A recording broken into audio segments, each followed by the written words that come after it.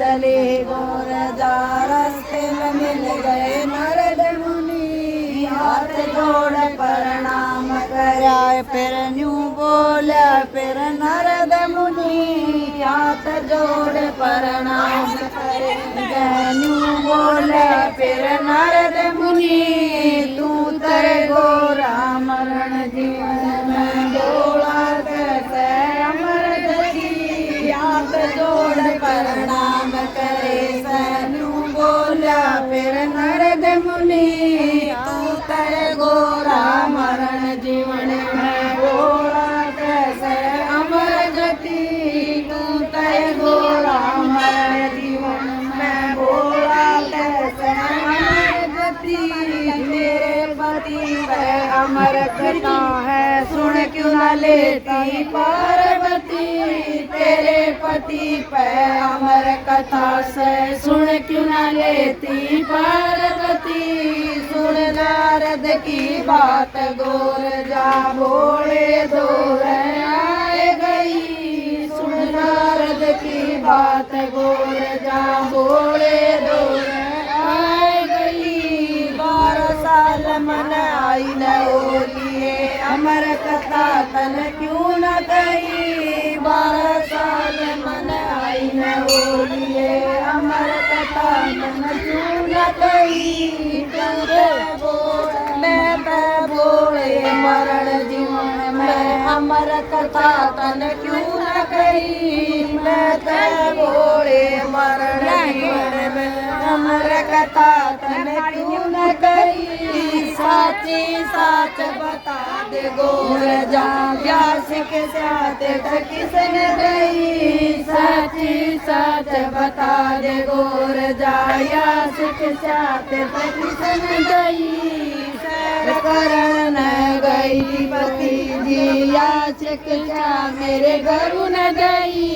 सैर करण गई थी पति जी याचक जा मेरे गुरु न गई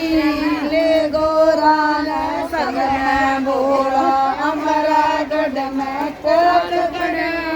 ले गोरा न संग में बोला अमरा गढ़ में कोट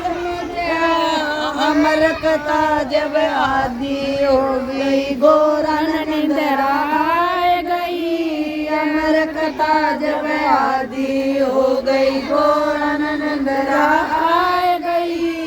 अमर कथा जब हुई संपूर्ण गोरा किया खुल गई अमर कथा जब हुई संपूर्ण गोरा अखिया खुल गई गोर जा सुन शंकर जी अमर कथा मन नहीं सुनी गोर जा सुन शंकर जी अमर कथा मन नहीं सुनी अमर कथा तन नहीं सुनी तरा किसन बरा अमर कथा तन नहीं सुनी तरा किसन कोल कह देखण लग्या एक तो देख नजर पड़ी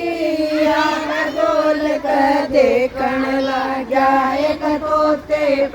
नजर पड़ी ते सुनता कह बोझा बोला तो